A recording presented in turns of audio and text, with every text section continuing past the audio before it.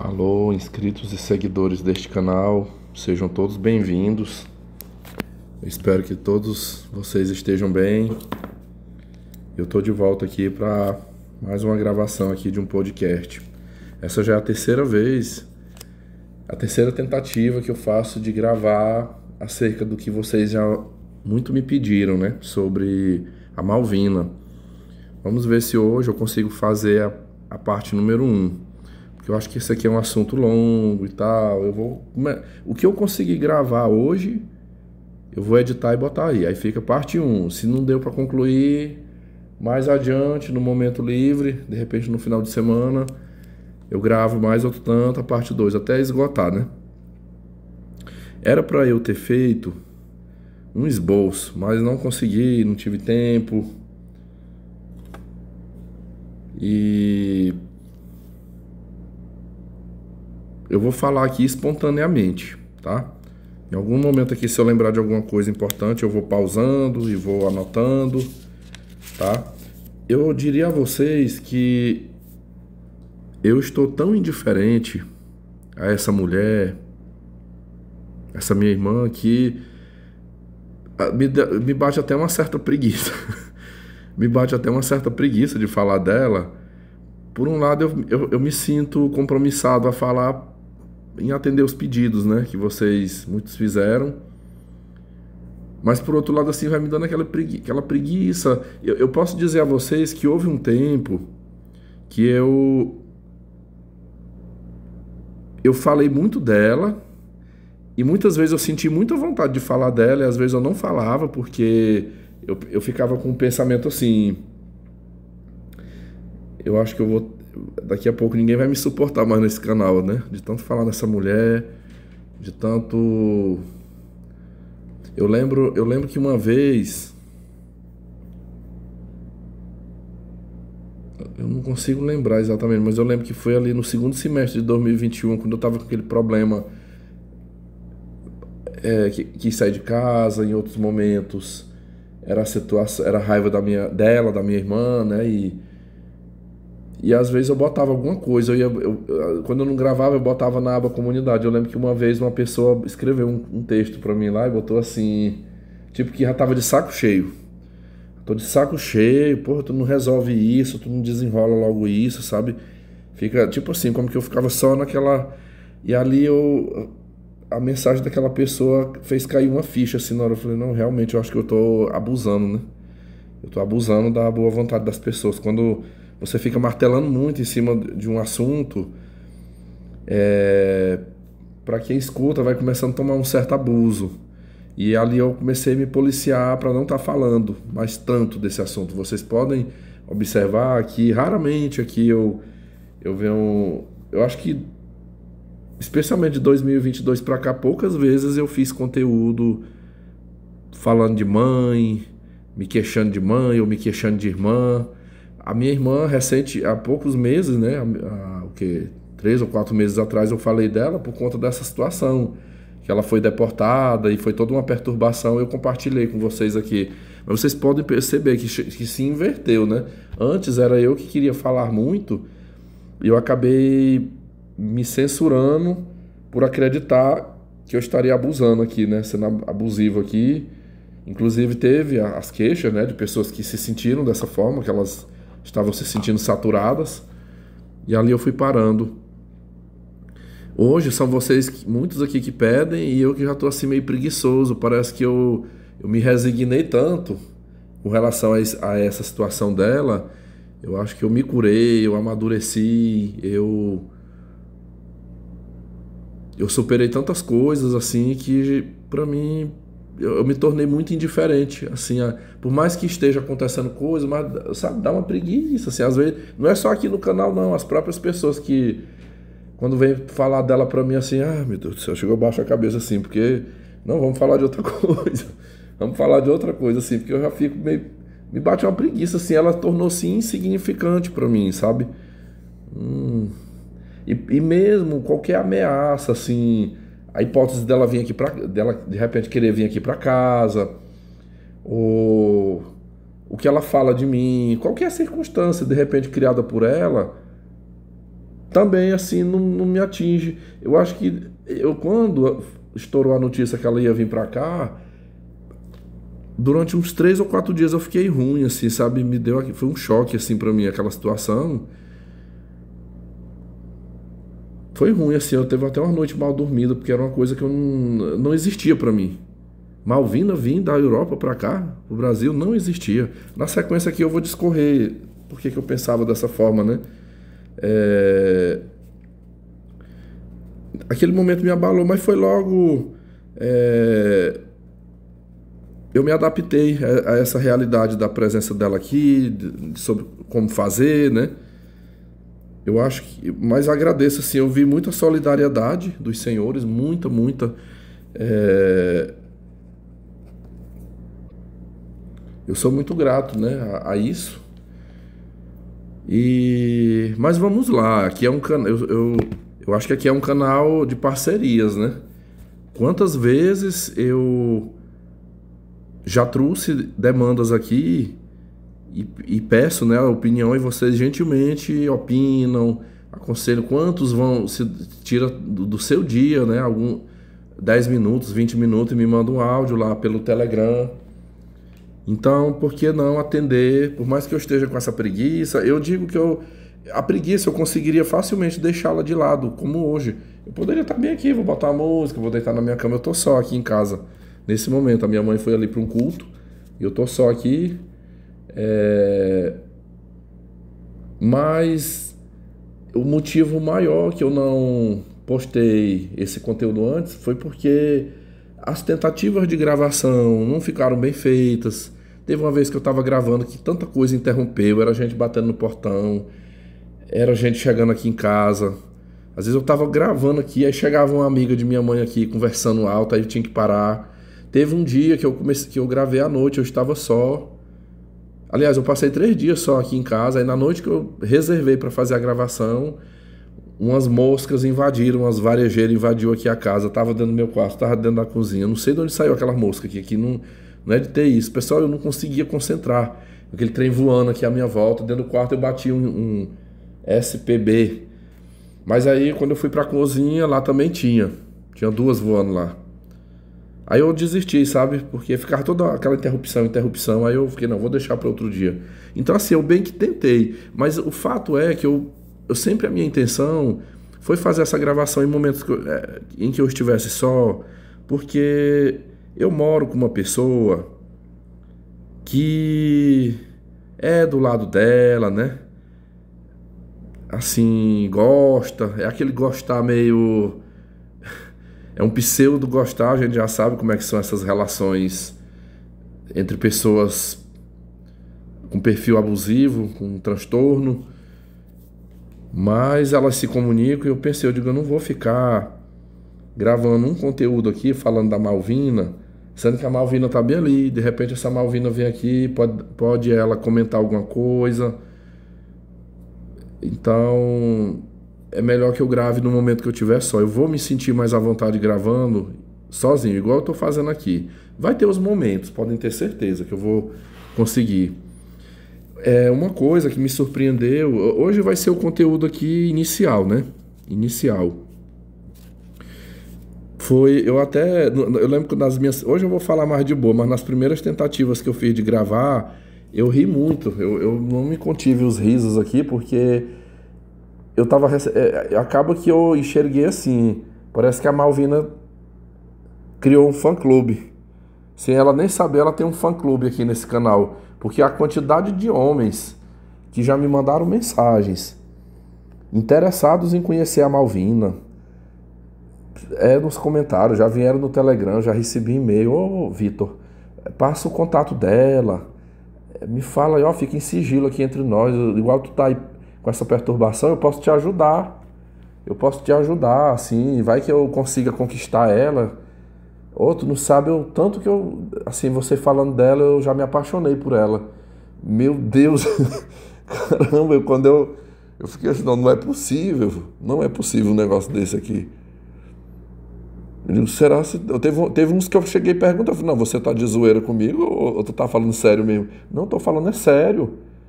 Ainda mandou até o número do telefone. Olha, se tiver um jeito de passar o número do telefone para ela, ou então você passa o meu, eu não vou dizer que foi você que me deu. Eu falo que achei pelas redes sociais, mas eu tô afim de conhecer.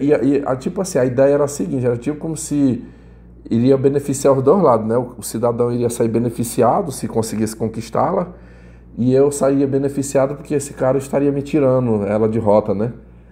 Ela não teria eu como alvo, né? Eu poderia ficar até livre totalmente dela. Mas assim, por razões da minha segurança, do meu anonimato, eu não forneci nenhum dado da Malvina para nenhum dos que me procuraram. Mas ao mesmo tempo que eu falo que me surpreendeu, não deveria me surpreender, porque eu creio sim que há uma grande parcela ainda do público aqui que acompanha, talvez não só o meu canal, como outros canais, conhece a Red Pill, mas os caras não desistiram do jogo. E a gente fala muito de mulher que gosta de uma emoção forte, de um desafio, né? A gente fala das mulheres que querem o Cafajeste, o Zé Droguinha, mas tem muito homem também que está disposto a pegar uma Malvina. Porque, olha, sinceramente, uma coisa é o cidadão se envolver com a Malvina sem saber nada a respeito dela. Ninguém chegou, a pessoa se iludiu com aquela vozinha aveludada, né? Estou caçando bem aqui um mouse do meu computador. Só um momento, pessoal. Tipo assim, o cara não sabe, mas quem segue o canal, quem acompanha os meus relatos, que já viu eu contar quem é esta pessoa, o que essa pessoa já fez, assim, o mal que ela já me causou, e a pessoa, como é que se chama? Mulher ruim, não, homem ruim, que as mulheres gostam, é chamar de hibristofilia, né? A hibristofilia. E o homem, esse aí eu acho que seria tipo uma hibristofilia masculina, né? Que acomete homens se apaixonar por uma pessoa ruim, uma pessoa maldosa. É complicado, mas eu não devo nem me surpreender com isso. Meus pêsames aí a você que curte mulher tipo a Malvina. Mas se você for um cara, de repente, que é pior do que ela, aí minha opinião já muda, né? Porque você estaria, neste caso, você iria dar o troco nela, né? Eu já cheguei a abrir minha boca algumas vezes e falar que eu desejava ela um casamento com um cara pior do que ela, para fazer ela pagar, né? Por as maldades que ela já praticou ao longo da vida, as pessoas que ela já ferrou, como eu.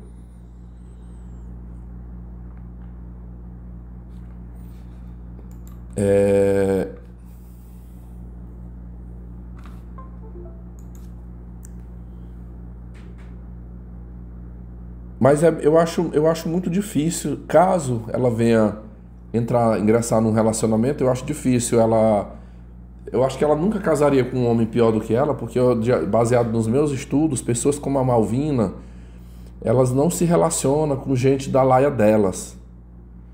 Assim, nesse campo aqui que eu tô falando, não, em todas as relações, né? Por exemplo, um patrão narcisista, ele não vai contratar outro narcisista para ser o subordinado dele. Ele vai avaliar o perfil dos candidatos às vagas e ele vai querer aquele que tem perfil passivo.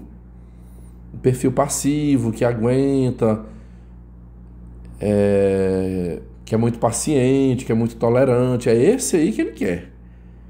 A pessoa que é o narcisista, que procura alguém para relacionamento, eles mesmos falam, olha, eu estou à procura de uma pessoa calma, honesta, sincera, boa, muito amorosa. Pode ver que gente ruim, que não vale um cibazol mascado de 3 dias, ele quer pessoa boa, para ser o amigo dele, para trabalhar com ele, para namorar, para casar.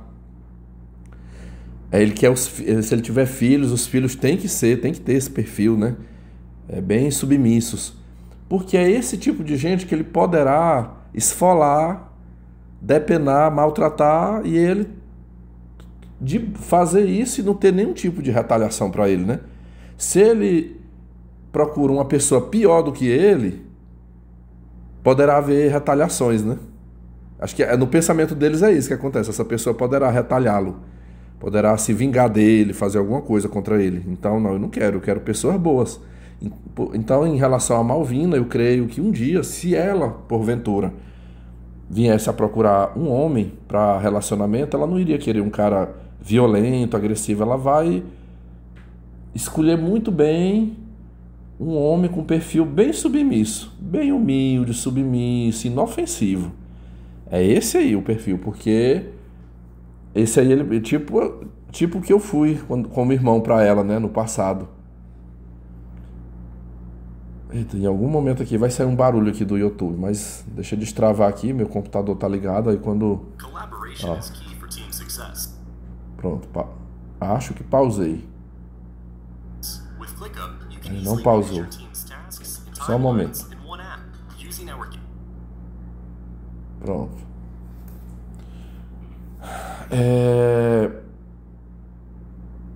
E pra quem... Você que tá me ouvindo, de repente você que me mandou. Eita, deixa eu silenciar. Oxi. Deixa eu ver um negócio bem aqui, menino. Pera aí.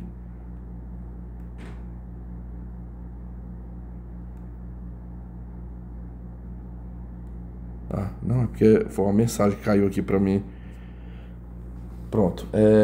Você que está me ouvindo aí, se você é um cara inofensivo, uma pessoa boa, e você se sentiu atraído por um perfil tipo a Malvina, busque ajuda, viu? Busque ajuda, que você pode estar com algum tipo de problema, alguma disfunção na sua personalidade. Busque ajuda, porque você pode se arrepender muito depois, viu? Mas, enfim, né? Cada qual com suas escolhas. Eu vou começar a minha fala aqui, como já tem conteúdos, né, sobre a Malvina, bastante coisa, relatos aí para trás, lá no Miguel TV tem, mas acho que nesse canal aqui também eu já falei muitas vezes dela, tem conteúdos aí sobre ela. Então, assim, eu vou falar de uma maneira geral, mas também eu vou pegar algumas coisas mais recentes, né, alguns pontos recentes que eu achar importante aqui pra gente tratar.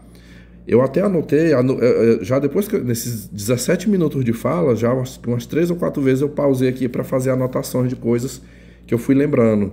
Isso aqui tem na psicanálise tem um nome, isso aqui, eu não sei se é ADI, acesso direto à inconsciência, acho que é isso, ADI, que é no passo que a gente vai falando, eu tô falando aqui, ou alguém vai me fazendo perguntas, e a mente vai, coisa que tava assim, tipo, se não tivesse falando desse assunto tão cedo eu não ia lembrar disso.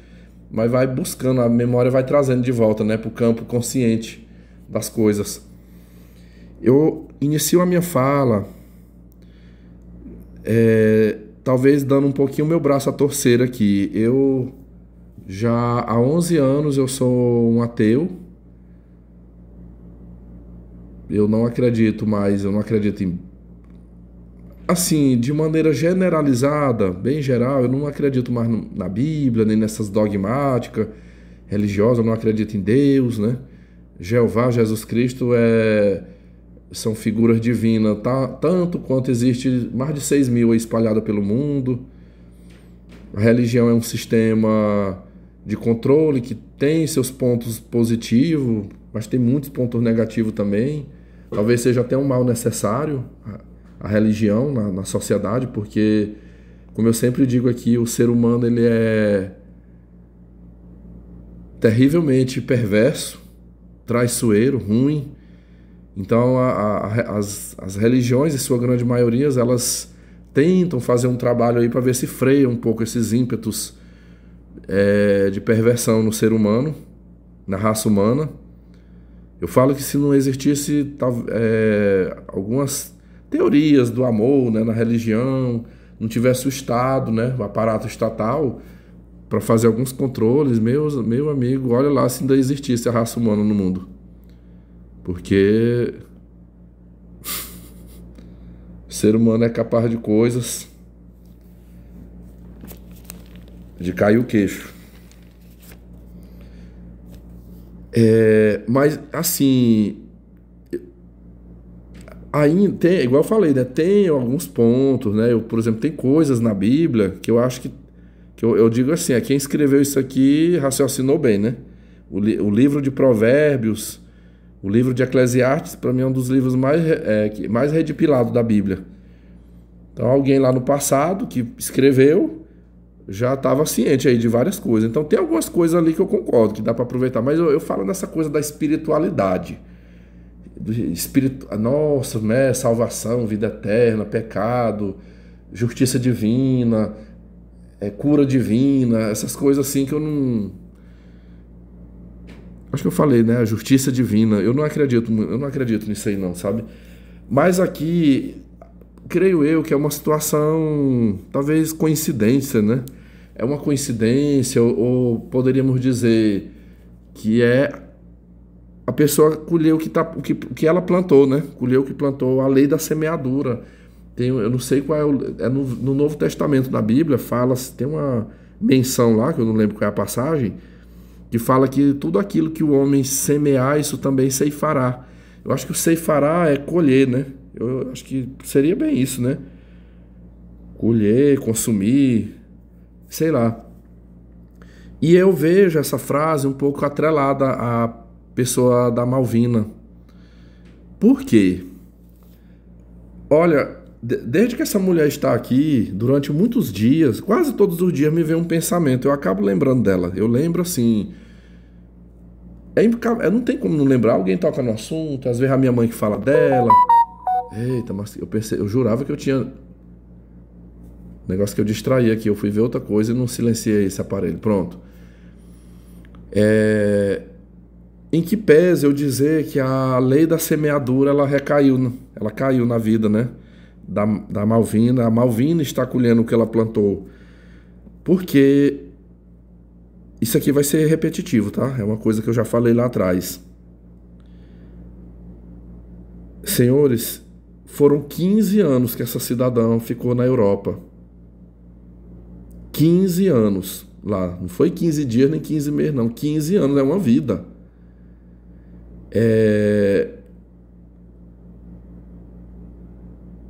Ela voltou para o Brasil de mãos abanando, meus amigos. Mãos abanando. Ela não está em situação de rua, porque o pai dela acolheu lá na casa. E tá dando comida, tá dando um quarto lá para ela dormir, sem pagar aluguel, e tá lá.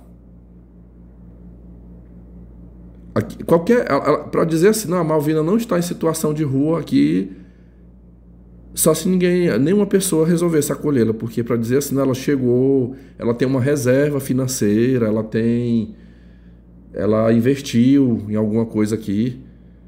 Olha, a prima, que é a melhor amiga dela, a Rosimeire tem uma casa aqui na nossa cidade. Ela comprou uma casa financiada pela Caixa, ela mora em Amsterdã, mas ela paga, todo mês ela deposita numa conta da Caixa Econômica a prestação da casa dela aqui. Acho que é 500 e poucos reais a prestação. Eita, danado, olha. Só um momento, pessoal, meu gato entrou aqui. Pessoal, eu precisei interromper aqui, que meu gato entrou. Eu vou só contar uma coisa. Você vê que animais têm inteligência. Os meus gatos aqui, eles abrem a porta dos quartos. Tipo assim, se não tiver trancada na fechadura, pois abre. Direto eu vejo eles abrir a porta. Dá um pulo assim, bate a pata no trinco da porta e abre. Eu estava aqui gravando para vocês, a minha porta fechada no trinco, tá bem encaixada aqui. Chegou a me espantar assim, pois ele dá um pulo. Às vezes eu tô ali no sofá, já presenciei isso. Pois ele dá aquele pulo assim e bate. A pata e entra. Qualquer um dos quartos aqui eles entram. Mas aí eu deixei, eu forrei um pano aqui, botei uma camisa velha aqui na minha cama, para não ficar pelos em cima da minha coberta aqui, né? E eu tô gravando aqui, ele tá deitado aqui, é porque ele fica escutando minha voz aqui dentro do quarto. Minha mesa tá bem do lado aqui, eu vou gravando, ele vai me fazendo companhia aqui. Isso aqui eu digo que quem cria gato e cachorro é um luxo, viu? Isso aqui é luxo. Eu tenho um luxo de criar 2 gatos em casa, porque é só para isso aqui mesmo, é para brincar, para fazer uma companhia a gente. É um dinheiro que não tem muito retorno, assim, né? Lucrativo, é só gasto. Isso aqui como é que chama? É um passivo, né? É um passivo financeiro. Todo mês aqui é uns 200, 250 reais que eu gasto de ração. Fora as outras comidas, né? Leite, outras coisas que eu gasto com eles. Mas tudo bem, quando tiver vivo, tá aqui comigo. Eu não quero é pegar mais, né? Vai ser só esses aqui mesmo. Mas retomando aí o que eu estava lhes dizendo, olha, todas as primas, todos os familiares meus, os parentes meus que foram para o exterior, seja lá ou seja aqui no Brasil, essas pessoas fizeram investimentos. Olha, eu vou dar exemplo aqui, ó, a Dora, a mais velha da turma que foi para a Europa, uma prima minha, ela mora num apartamento com o marido dela, apartamento próprio lá, acho que já era do holandês lá com quem ela é casada. Mas ela tem carro, ela tem um carro bom, ela tem casa em Palmas, ela tem casa na cidade onde a mãe dela mora, numa cidade do interior do Tocantins. A Diná, ela tem uma casa na mesma cidade da mãe dela, essa casa fica alugada, mas ela tem os investimentos dela lá, onde ela mora, investimentos financeiros, esse negócio aí como é que chama? LCI, oh meu Deus, tem um BP, é uma sigla de 3 letras, que tem B, que tem D, fugiu agora, tá na cabeça, eu não consigo pronunciar. Que você vai botando lá, vai botando, aquilo vai rendendo menos de 1% ao mês de juros, que os bancos oferecem. CDB, é um CDB. Ela já me falou uma vez, ela é dona do próprio negócio, ela já me falou que ela tem os investimentos dela. Tipo assim, as que não investiram aqui no Brasil, mas têm seus investimentos, todas se legalizaram, todas. A única pessoa da minha parentela que foi para a Europa, e tem mais 3 nos Estados Unidos, para dizer assim, não, quem é desse grupo que está ilegal é a Malvina. Só a Malvina que ficou ilegal. As outras todas se legalizaram. Seja pelo casamento, seja por um contrato de trabalho. Pessoal, aqui eu tô, como eu lhes disse, eu tô fazendo um apanhado geral. Eu jamais, eu não vou, só se for num momento de raiva, mas eu não vou passar isso na cara dela, nem que eu tenha a oportunidade, eu não pretendo, porque não precisa. Ela própria sabe, a consciência dela é sua própria acusadora. Mas eu lhes digo uma coisa, falta de aviso, falta de conselho e falta de pessoas que quiseram ajudá-la não foi falta. Ela teve todas as oportunidades para ela estar hoje na Europa legalizada, como uma cidadã legalizada, usufruindo de um país maravilhoso, podendo crescer ali, estudar, ter seu próprio negócio, arrumar bons contratos de trabalho, ter uma vida digna, uma vida boa. Não, ela não quis, não teve esse ser humano na face da terra que conseguisse convencer a Malvina a aceitar se legalizar. Depois que essa mulher chegou aqui na minha cidade, todas as pessoas assim que já conversaram comigo pessoalmente, chama ela por um nome.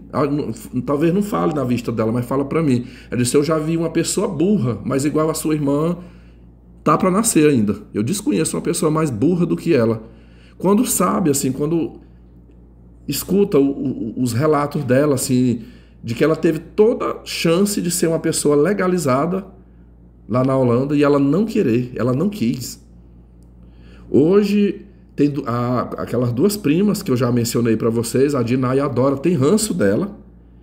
Falo porque a minha mãe, ela mora aqui comigo, ela acaba se tornando uma pessoa que fica ali sutilmente ali futucando, sondando ali, pegando informações, ela acaba me contando. Não é nem que eu fique perguntando, ela chega e me conta.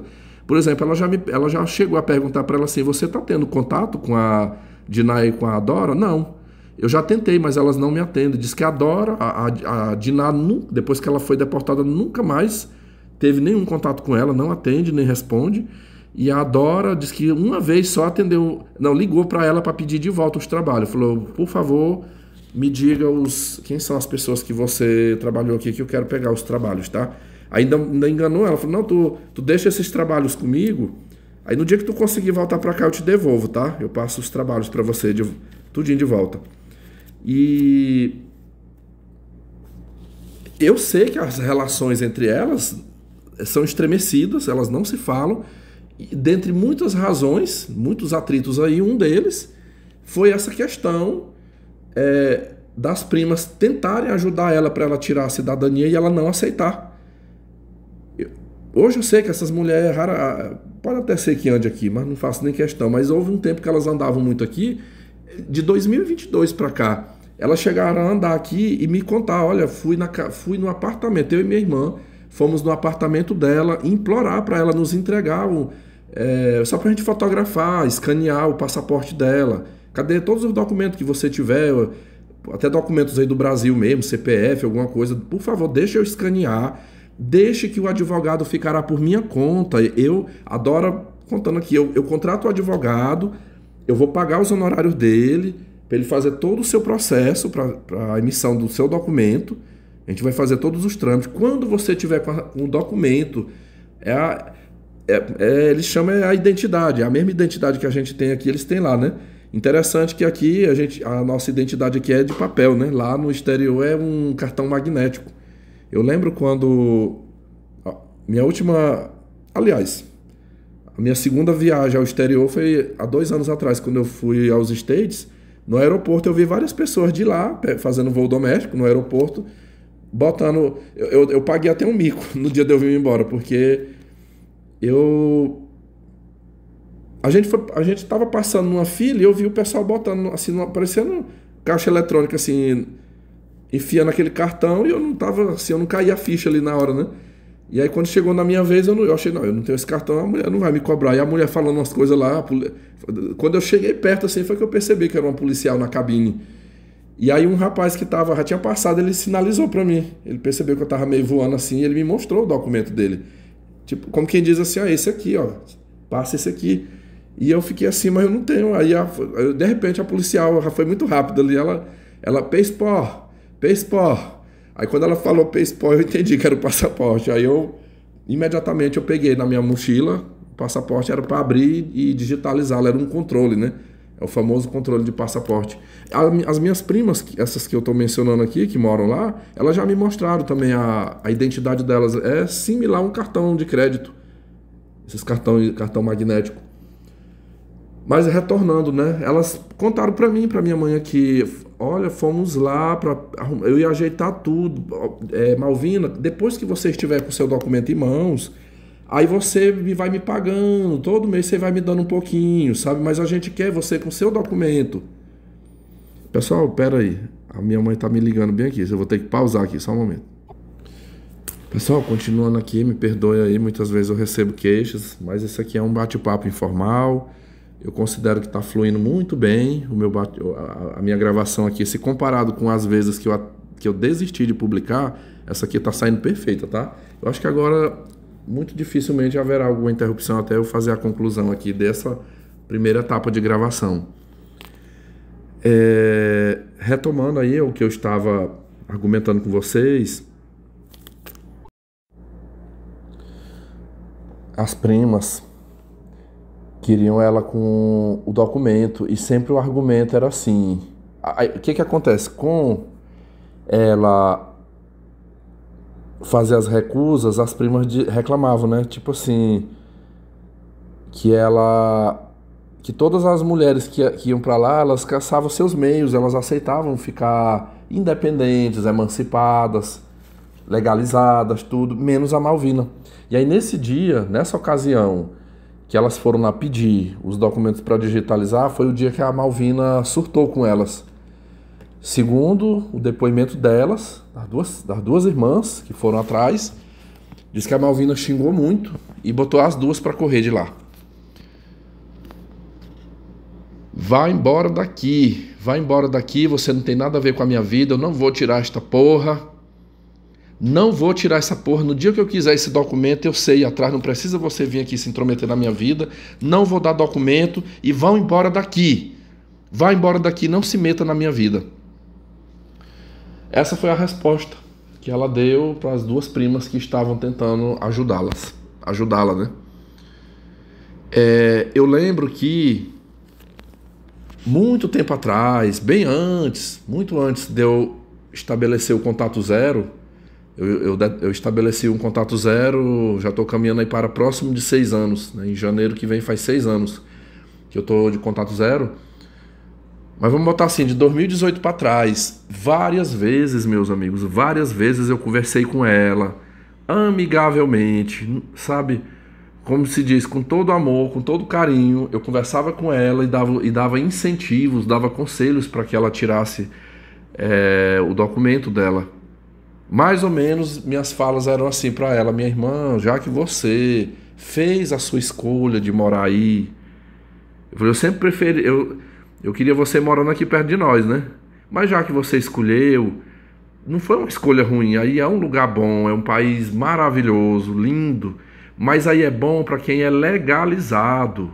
Eu falei: como que tu quer passar a vida aí sem documento? E aqui eu não lembro se talvez eu já tenha dito isso, mas eu vou repetir aqui. Eu escutava essas falas, as falas da Malvina para mim era assim, pessoal: menino, fica tranquilo, fica tranquilo. Oh, meu Deus do céu, Vitor, tu tá pensando que a polícia aqui anda batendo na porta da casa do povo aqui para deportar? Não, rapaz, não é assim não. Olha, que eu conheço gente, Vitor, que tá há 30 anos, 40 anos aqui, nunca tirou documento. A parte ruim é porque não volta pro Brasil mais, não tem como voltar mais. Porque se voltar não entra. Mas tá vivendo de boa trabalhando aqui para uma pessoa ser deportada só se você matar só se tu cometer um crime muito grave. Aí você será preso e muito provavelmente você será deportado ou quando tem denúncia. Aqui a gente toma muito cuidado com a denúncia. Para a polícia ir atrás pela questão da imigração é quando tem denúncia. Mas aqui eu tomo todos os cuidados. Aqui a gente não fica dando endereço, sabe? Se eu souber, se eu perceber a menor ameaça aqui de denúncia, eu me mudo, sabe? Eu fico um dia sem vir, como já fiz aqui. Mas dá para viver de boa, Então, assim, eu tenho aquele medo e não tenho, né? Porque tem um risco ali de deportar, mas não é do jeito que tu tá pensando, não. Essa informação que ela me passou foi corroborada por um confrade, que eu acho que hoje ele nem acompanha muito, é difícil a gente falar, mas foi um cara aí que eu conversei muito. Acreditem ou não, mas eu tive um participante aqui desse canal que ele morava lá em Amsterdã. Ele me descobriu e a gente, tanto assim, eu acho que eu acredito que ele não iria trair a minha confiança não, mas eu nunca tive coragem de passar nenhuma informação da Malvina para ele. Eu sempre ficava com aquele medo. Meu gato agora quer sair, vamos lá, pronto.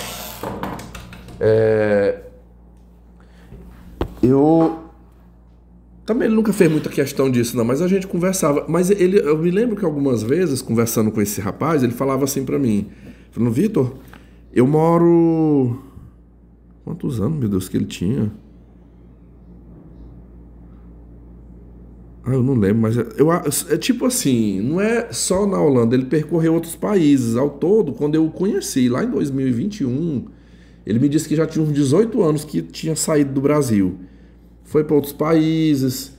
E, por último, naquela ocasião, ele já tinha uns anos morando em Amsterdã. E ele falou assim... Quando eu conheci ele teve até assim uma solidariedade comigo, que foi bem na época que eu estava revoltado com a Malvina, me sentindo por baixo, com a situação de ter que ficar aqui cuidando da minha mãe. Quem me acompanha aqui mais tempo se recorda bem desse drama que eu passei, né?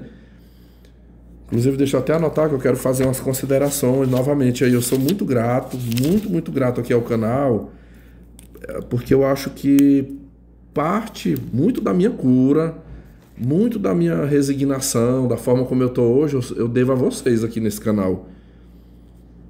Eu tinha duas opções. Eu poderia ter guardado só comigo toda a situação, não ter partilhado aqui, para não expor, né? Não vou expor, né? Isso aqui, não vou colocar minhas fraquezas aqui. E talvez eu não tivesse como eu estou hoje, né? Mas eu preferi expor.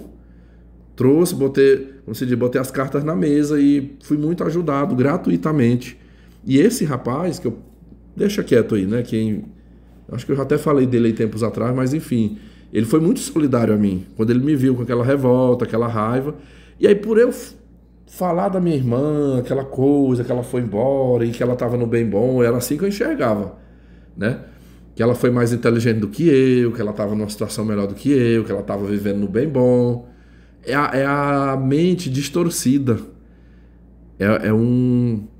Quando a gente está no processo de adoecimento, a gente enxerga as coisas tudo de maneira distorcida, de uma maneira completamente fora da realidade, porque não era. Depois eu fui enxergando realmente como que são as coisas, que não era essa vantagem toda que eu achava, né?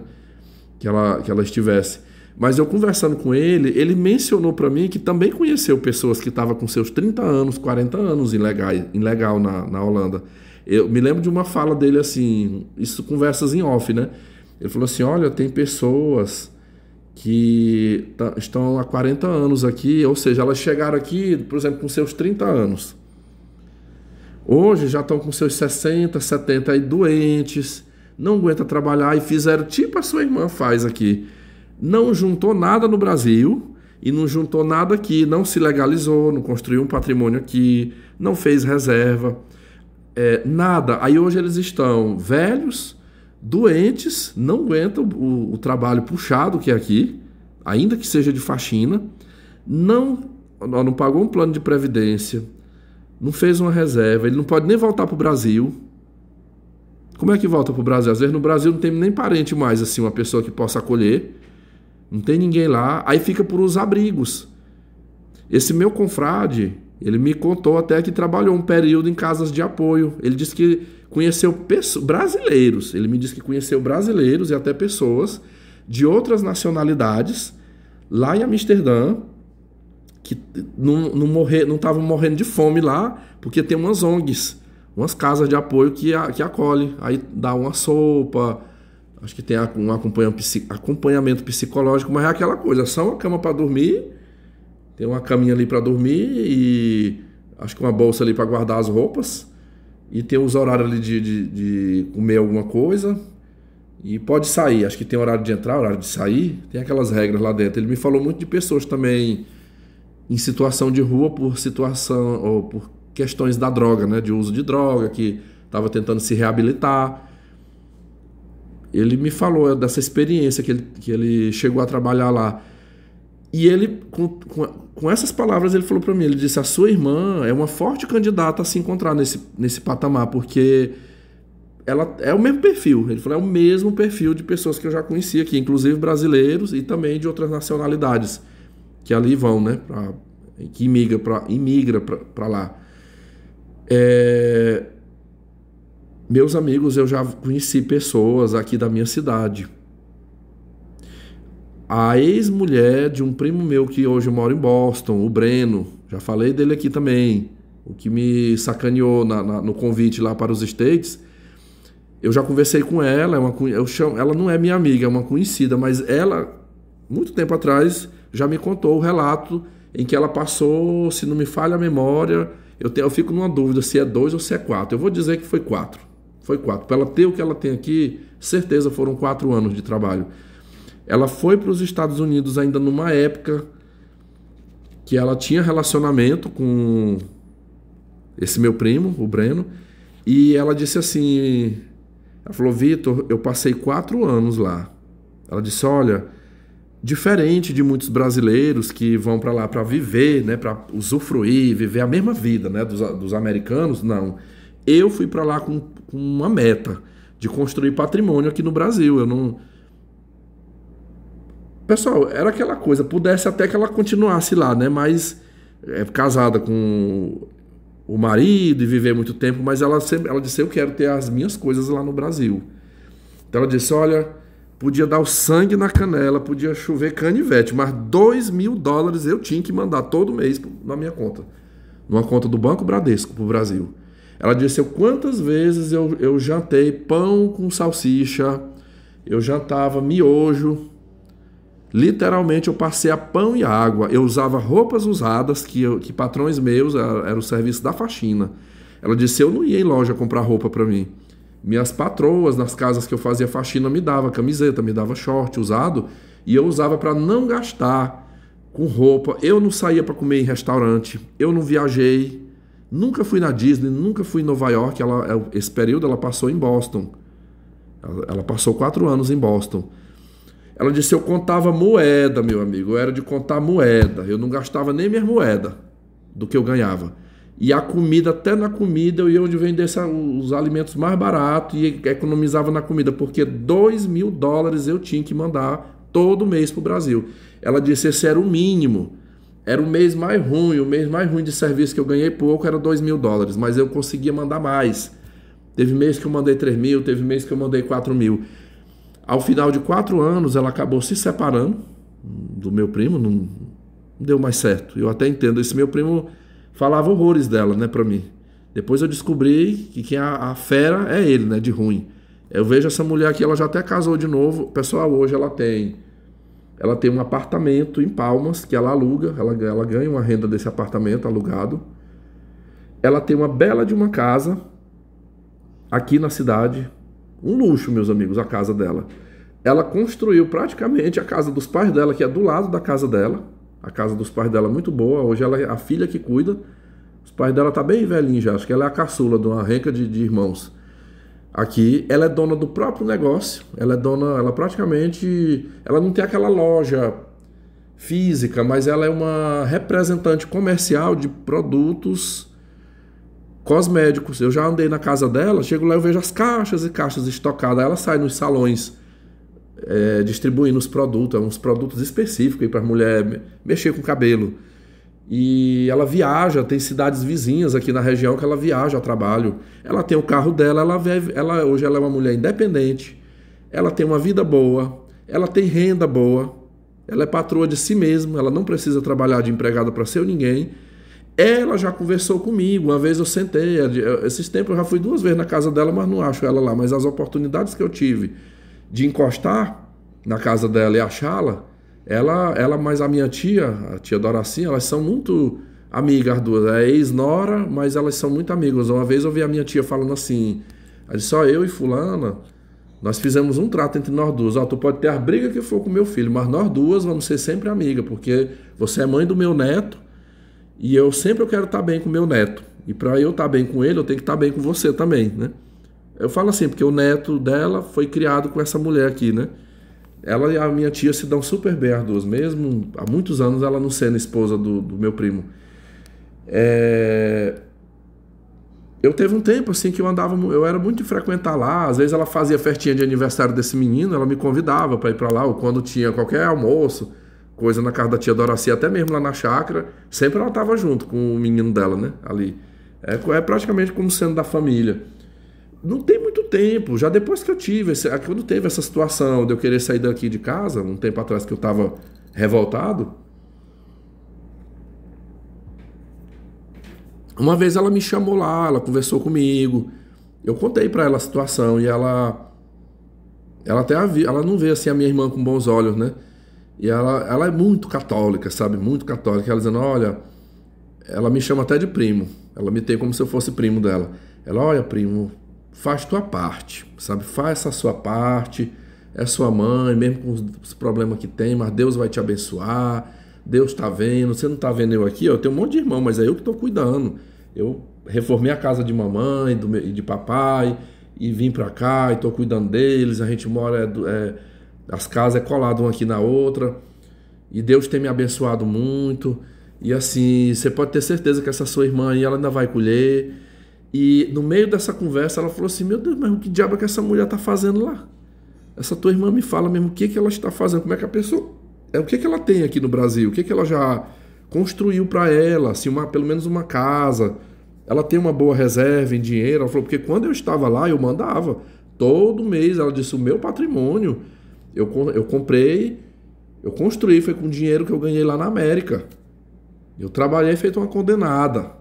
12 horas, 14 horas de serviço lá, ganhando em dólar, numa época, lá nos anos 2000, na década dos anos 2000 que eu tive lá, onde o dólar estava 2,20, 2,30, não era esse dólar, eu disse, quem me dera que fosse nos dias de hoje que o dólar está R$5, era 2 e pouquinho, não era muito valorizado, e olha o que eu conquistei. Ela falou, o que ela está fazendo lá? Eu me lembro quando... Antes da deportação dela, frequentemente as pessoas perguntavam, e tua irmã? Eita, ela deve ter muito dinheiro, né? Ela já tem a casa dela aqui, ela já tem as coisas dela aqui. E eu não, nada. Nada, nada. Aí, mas retomando, né, o que eu estava falando, eu acreditei muito, assim, baseado na fala desse meu confrade, quando eu fiz o contato zero com ela, aí deixa pra lá, né? Ela já falou que não vem mesmo, né? Ela não volta mais, ela vai ficar por lá. Pessoal, eu me encontrei eu de repente, assim, tanto antes de 2021 como após 2021, depois assim que eu me equilibrei, né, emocionalmente, mas muito mais assim, depois de 2021 para cá, eu segreguei assim na minha mente. Eu cauterizei na minha mente a seguinte ideia. Malvina não é mais um problema para mim aqui. Ela não vai ser mais um problema, ela vai morrer para lá. Ela não vai ser deportada, ela não vai tirar documento, mas ela também não será deportada. Ela não vai ser trouxa de matar alguém, de cometer crimes lá dentro, né? Ela não vai cometer nenhum crime, ela vai tocar aquela vidinha dela, né? De ostentação. Você me pergunte aqui por que ela não tem patrimônio, é porque a escolha de vida dela lá foi viver uma vida glamurosa, uma vida que eu não sei nem se os holandeses viviam esse padrão de vida que ela vivia lá. Olha, para vocês terem uma ideia, a última informação que eu tive das primas lá era de que ela morava num apartamento, num quarto. Assim, era um apartamento, ela tinha um quarto. Só esse quarto que ela morava, que ela tinha lá, diz que um quarto, é um apartamento no centro de Amsterdã, num dos locais mais top, mais bacana ali, mais caros. 1.800 euros. Olha, eu assisto muitos vídeos aqui de brasileiros que vão para lá. Os brasileiros que alugam quarto saem caçando quarto de 200 euros, no máximo 300 euros. Aqui eu tô falando assim, em países que não é muito glamourizado, né? Que não é tão caro. A Holanda, não, acho que eu nunca vi Amsterdã ser tão glamourizada, né?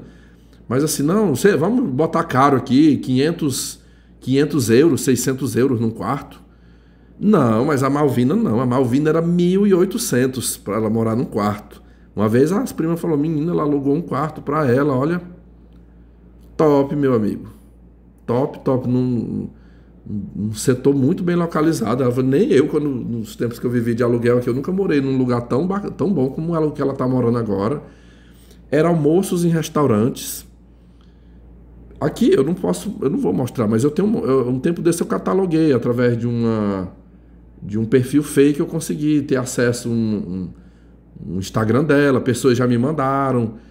O celular da minha mãe, às vezes eu via postagens dela no status, a sequência, às vezes eu printava, eu tenho algumas imagens dela guardada, ela muito bem vestida, muito maquiada, aquele cabelão, sabe, era um desfile de modas ali o Instagram. Era naqueles jardins, era nas ruas. Pelo que eu percebia, parece que ela contratava fotógrafos ali. Um fotógrafo, porque não era uma foto de celular. Aquilo ali não era foto de celular. Ele era foto tirada com a Canon, com uma Nikon, aquelas fotos assim com efeitos aquelas, né, na primavera, né, as folhagens ali das árvores. E como é que chama? É o ensaio, né? É o ensaio fotográfico.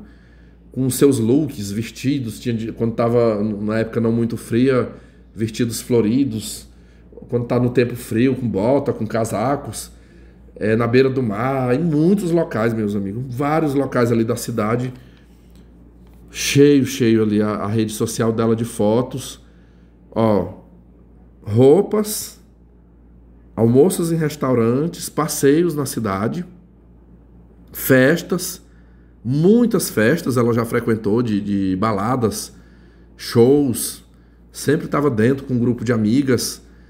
E quando às vezes ela soltava, eu me lembro que uma vez eu conversando com ela, eu falei assim, Malvina, não seria interessante você fazer um plano de aposentadoria pelo INSS?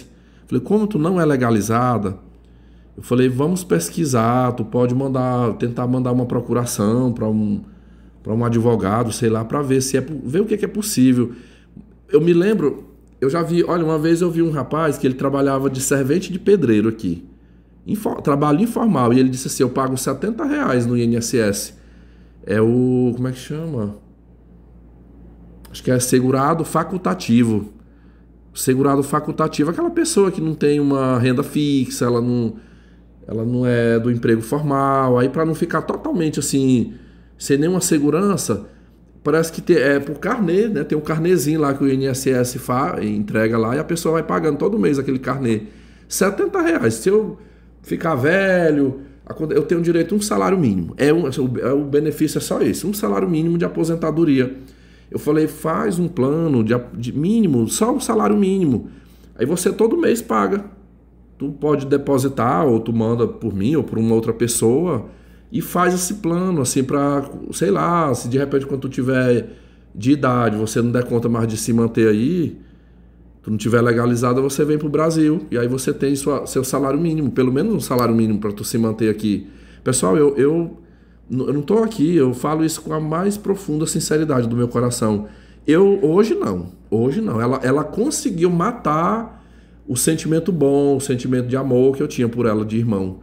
Porque eu vivi um tempo, mesmo ela com as grosserias dela, mesmo ela me maltratando, mesmo ela me aplicando golpe, mas eu tive uma época, hoje eu fico até meio sem jeito, mas eu não vou negar que eu tive um tempo que eu amava muito ela como minha irmã.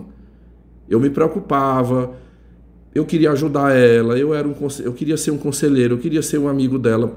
Eu não pense que quando eu determinei o contato zero, que foi fácil, não. Eu sofri, eu chorei na época. Aqui eu falo que a minha experiência com ela foi o que algumas psicanalistas falam, né, de quando você vive o luto de uma pessoa em vida.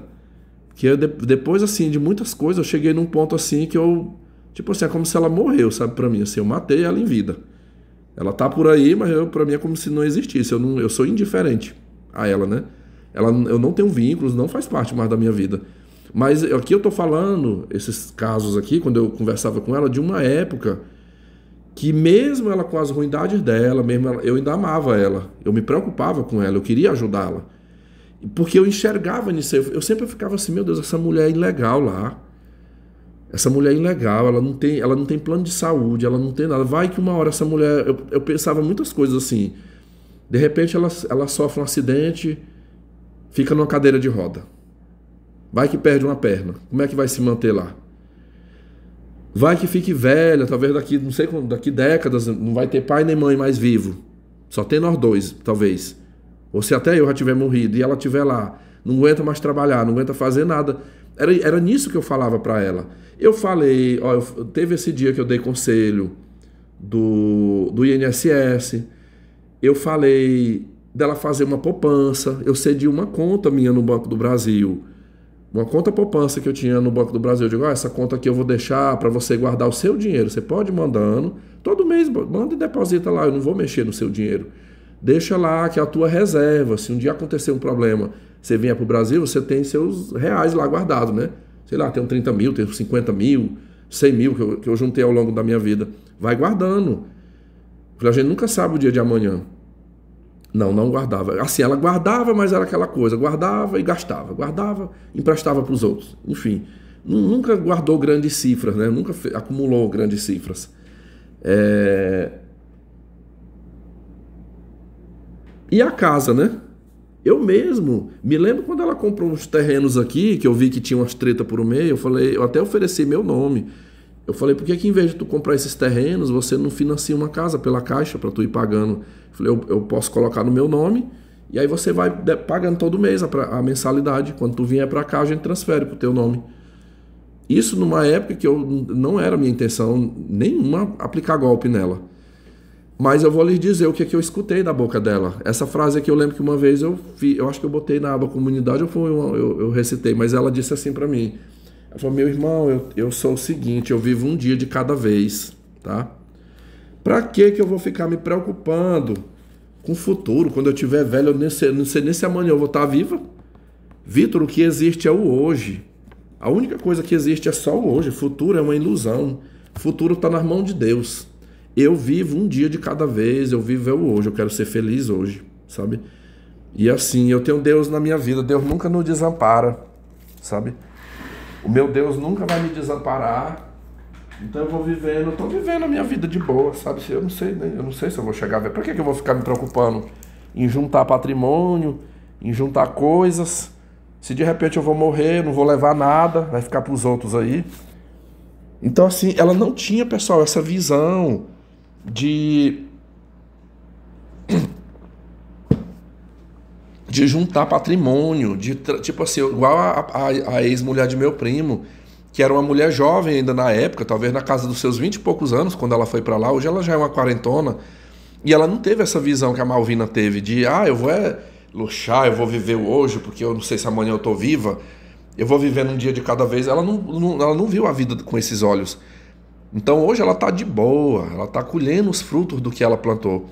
E aqui eu vou a mais um detalhe, né? Dentre tantas coisas que foi conversado entre eu e ela, houve nessa história um golpe já muito conhecido aqui, né? Dos meus depoimentos, que foi o golpe da construção da casa. Eu passei um tempo, hoje eu já superei mais isso. Eu diria que é uma ferida que existe dentro de mim, mas ela já não... Eu já me resignei muito nessa ferida que foi o golpe aqui da casa. De tudo que eu falei, quando se fala de investimento, foi a única coisa aqui que ela se propôs a investir, foi nessa casa aqui da nossa mãe. Aqui eu falo que foi um golpe foi um golpe friamente orquestrado. Foi o golpe que, certeza, ela levou muitas noites no travesseiro, planejando passo a passo, em todas as suas etapas, todas as formas, assim, de como que ia manipular, como que ia fazer para que esse plano desse 100% certo a favor dela. Que foi a proposta de investir nessa casa aqui, que está em nome de minha mãe. Eu juro para vocês, no ano de 2010, em 2010 eu fiz 26 anos. Todo ano eu tenho 2 idades, né? Os 6 primeiros anos até junho eu tenho uma idade, de junho para dezembro eu tenho outra idade. Então eu iniciei 2010 com 25, terminei com 26, que foi o ano que eu assumi um concurso público, que passou a me pagar uma remuneração mais razoável. E eu moro numa casa muito ruim. Aqui eu vou só fazer uma rápida síntese aqui. Eu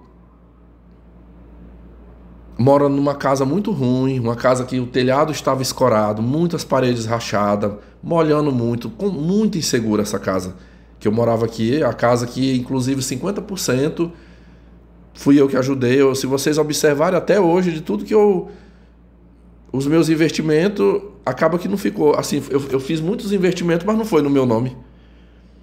50%. Uma indenização trabalhista que eu recebi em 2001, quando eu já contei esse caso aqui, né, que eu recebi pela Justiça do Trabalho, levei uma patroa minha, foi investido aqui nessa casa, praticamente todinho o dinheiro na época, R$ 1.500. Essa casa em 2002, em fevereiro de 2002, ela foi adquirida por nós no valor de R$3.000. 1.500 foi meu, 1.500 do meu pai. E eu naquela época, eu mesmo falei, eu não fiz questão que botasse no meu nome. Eu falei, não, fica como uma ajuda minha, né? Eu vou morando aqui, eu sempre tinha aquele pensamento assim, um dia eu vou construir minha casa, eu vou casar, vou ter minha casa. Aí ficou isso aqui como uma ajuda que eu dei para os meus pais, né? Eu nem passava na minha cabeça que meu pai iria largar da minha mãe. Eu não pensava isso. Mas por que foi tão barato assim na época essa casa? Porque era uma casa muito velha, uma casa mal feita, muito insegura. Então em 2010 eu tive um projeto que foi comprar um terreno num loteamento aqui que havia iniciado, um pouco afastado aqui já de onde onde eu moro até hoje, e eu ia construir a minha casa. Eu ia morar, eu ia construir minha casa, ia levar minha mãe para morar comigo. Eu digo, enquanto tiver só nós dois aqui, ela vai morar comigo. Mas eu não vou investir aqui nessa casa porque esta casa não é no meu nome. Como é que eu vou? Eu tinha consciência disso aí, que não se deve construir em terreno de herança. Casa, terreno de sogra, terreno da mãe. A menos que você queira, não, eu quero ajudar, eu vou doar uma ajuda aqui. Aí é outra coisa, mas se não é esse o seu intuito, se é uma coisa para você, não é bom investir. E eu fui falar mais uma situação, eu dando conselho para ela investir aqui. invista aqui em alguma coisa para você ter suas coisas. E eu fui falar para ela desses terrenos que estavam à venda. Na época eu lembro que começava os pagamentos com R$ 80. Aí a cada 12 meses ia sendo reajustado. Se eu tivesse feito, eu já teria quitado. Era 180 parcelas, 15 anos pagando. E eu falei pra ela, olha, tá barato esses terrenos, R$ 80 por mês. Aí todo ano vai aumentando um pouquinho. Eu falei, compra, vai comprando aí, nem que eu bote no meu nome. Porque ela não podia, como ela não tava aqui, não tinha como botar no nome dela. Nem procuração, na época ela dizia que não podia passar, porque para passar a procuração tinha que passar por algum tipo de controle lá, e ela tinha medo de ser pega, né? Porque estava ilegal. Pois foi nesse momento, quando eu falei da intenção de comprar esse terreno, foi quando ela botou o plano dela em ação, né? De me desviar do meu objetivo para investir aqui, prometendo que iria ajudar com 50%. Meus amigos, foi lábia, meus amigos. Foi lábia mesmo, como se diz, a lábia federal. Como diz minha amiga Júlia, a lábia que derruba até macaco do galho. Meu irmão, ela usou muito a nossa mãe aqui como o fator emocional, sabe? Meu Deus, depois eu vim pra cá, Vitor, pra trabalhar, foi pra ajudar a minha mãe, sabe? Eu queria tanto ajudar ela. Só que assim, eu sozinha fica difícil, viu? Fica difícil. Aí tu vai comprar terreno pra construir uma casa longe, sendo que a gente tem um terreno bem aí, isso aí é meu e teu. O dia que a nossa mãe falecer, isso aí é meu e teu.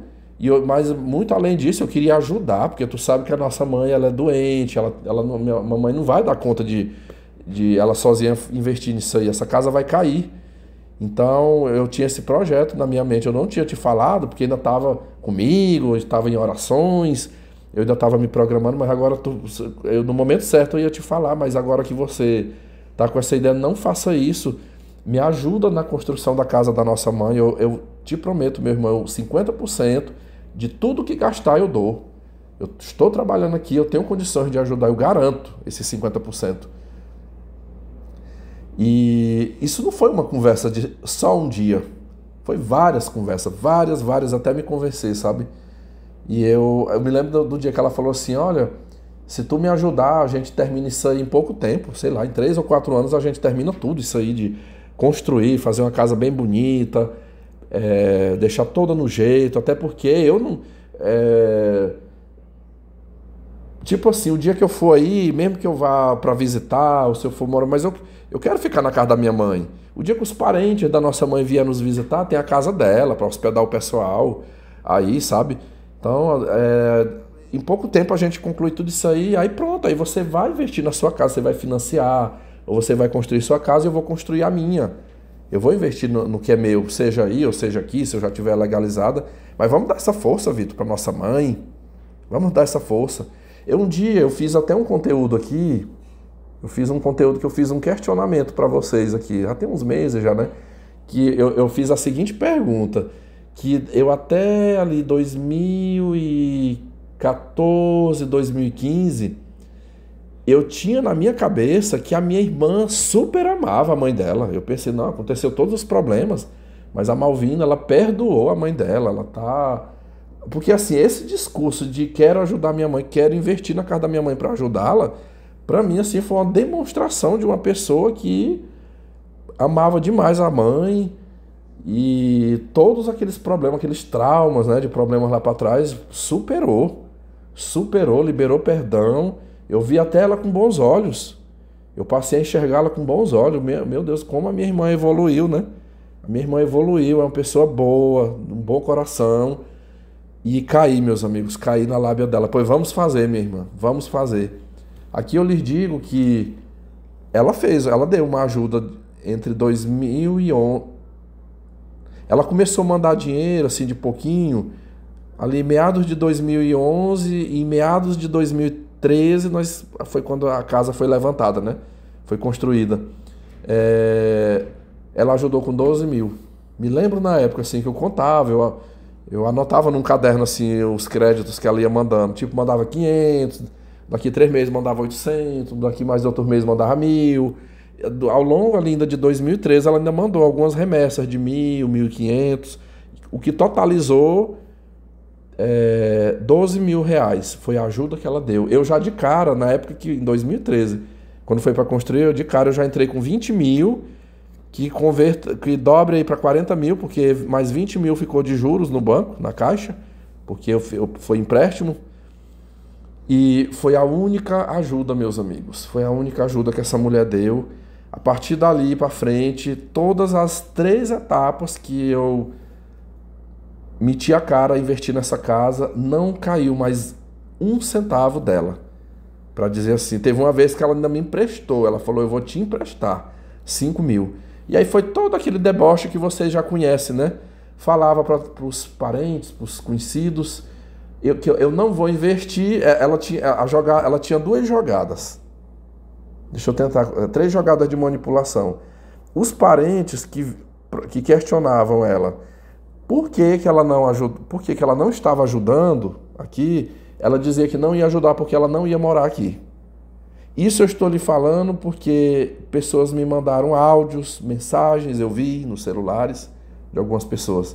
Tipo assim, olha fulano, eu não vou investir naquela casa porque eu não moro lá, eu não vou usufruir porque eu não piso meus pés mais lá, eu não vou morar. Então qual é a lógica de eu mandar meu dinheiro para investir numa casa que eu não vou usufruir? Quem tem que investir é ele que está morando lá, não é ele que está morando, não é ele que mora lá com a minha mãe, pois é ele que tem que fazer. E aí o dia que a minha mãe morrer, 50% vem para mim. Teve uma prima minha que ainda falou assim, ele mora na casa de minha mãe de graça, enquanto eu estou pagando aluguel aqui, então é justo que ele invista lá, quem tem que bancar tudo lá é ele, tá?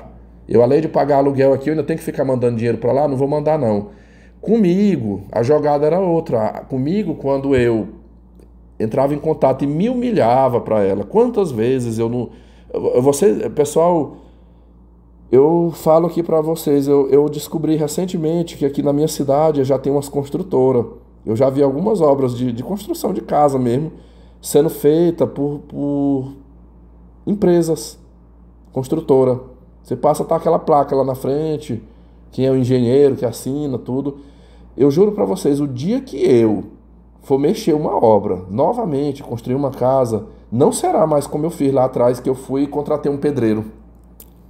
Tipo assim, vem cá pedreiro, tu e teu ajudante, teu servente aqui, vem construir. De jeito nenhum. Eu não quero, porque eu não quero passar o que eu passei na mão de pedreiros.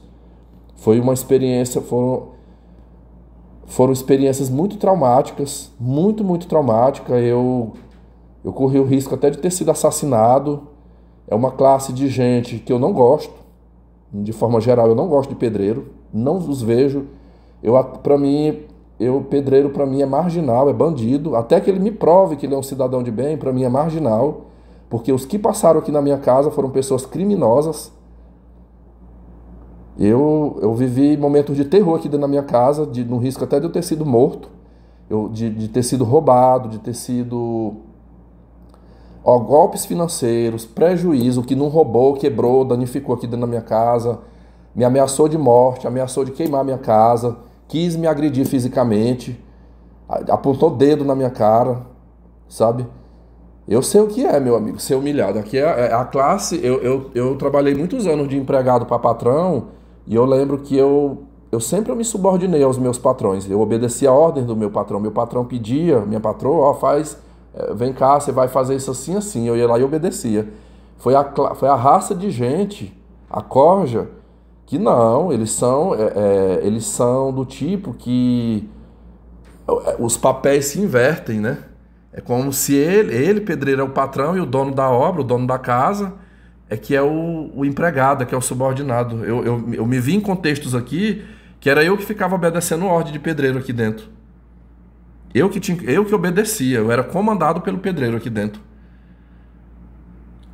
Eu já investigando, foi uma investigação que eu fiz nos últimos tempos, eu descobri que quando se contrata uma empresa construtora que chama, né? A construtora, meu amigo, é diferente. Eu tenho uma amiga que mora no Piauí que ela construiu uma casa. Hoje ela nem tem mais essa casa, ela vendeu a casa.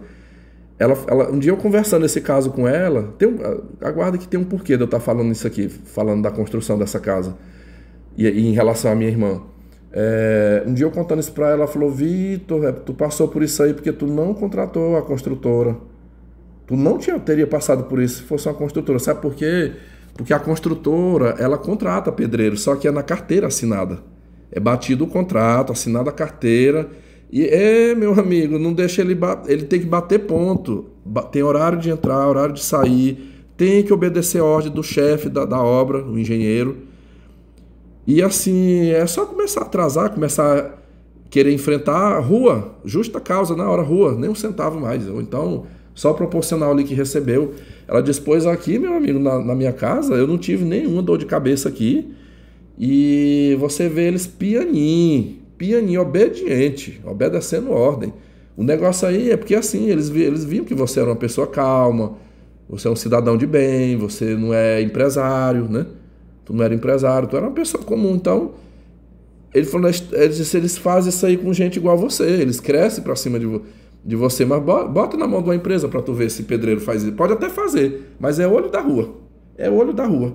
Lá dentro, meu amigo, eles são empregados como em qualquer outra empresa. Tem que trabalhar direitinho. Direitinho, não tem esse negócio de chegar bêbado. Mas assim, dentre as muitas agressões e golpes que eu sofri de pedreiro, uma delas foi mentir com relação ao orçamento. Eu deixo aqui até uma dica a quem está me ouvindo, caso você se veja numa situação, de repente você vai fazer uma reforma de alguma coisa e não quer contratar uma construtora, né? Você quer tratar direto com o pedreiro. Nunca deixe orçamento na mão de pedreiro, porque a não ser que você já o conheça e saiba que ele seja muito bom para fazer isso aí, porque os que passaram aqui, todos que passaram por mim, eles mentem o orçamento. Eles mentem. Um dia desse eu fiz uma pesquisa aqui na internet, por que que pedreiro ele não dá o orçamento? O pedreiro ele joga da seguinte forma: se a tua obra, sei lá, tu tem uma casa para fazer nos dias de hoje, vamos dizer que essa casa vai gastar 100 mil reais de material. Ele não vai te dizer que gasta 100 mil de material, o pedreiro. Ele vai te dizer que gasta no máximo 20, 25... Não, cara, 25 mil no máximo. Tu vai gastar com isso aí. E aí, como é que ele te aplica esse golpe? Sei lá, vamos botar aqui que vai pegar nessa casa, sei lá, 30 mil tijolos, 40 mil blocos de tijolo. Tô jogando aqui por alto, né? Não, bicho, sei lá, 12 mil blocos. 12 mil só. Sei lá, vai pegar 70 sacos de cimento. Não, 23 sacos. 23 sacos de cimento é suficiente. Aí você confia, igual eu confiei nos daqui, né? Especialmente o Josiel, que foi o último. Eu me lembro do Josiel, ainda questionei, me lembro do dia que eu botei, ele falou 10 sacos de cimento e eu botei 15. E ele, tu tá louco? Você tá louco? Botar 15 sacos de cimento aí, me mostra aqui onde é que vai gastar 15 sacos de cimento aqui. Eu tô tipo falando 10 para sobrar, ainda vai sobrar, não gasta isso tudo aqui não. No final da obra eu gastei 28 sacos de cimento.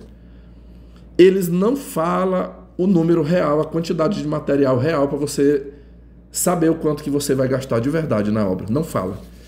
E eu me vi em umas situações assim, que mentiu para mim no orçamento. Aí, à medida que essa obra foi andando, era pedindo. Tem que comprar, não deu, compra mais. Tipo assim, se a minha estimativa era de gastar entre 10 e 15 mil, eu saí da obra com uma dívida de, eu não lembro mais, mas sei lá, entre 30 e 40 mil reais. Mergulhado numa dívida alta. Por esta razão, foi o tempo que eu me humilhei para ela. Várias vezes eu ligava, eu botava as cartas na mesa: Malvina, me ajuda, pelo amor de Deus, eu tô com meus cartões de crédito estourados, eu tô com empréstimo no banco.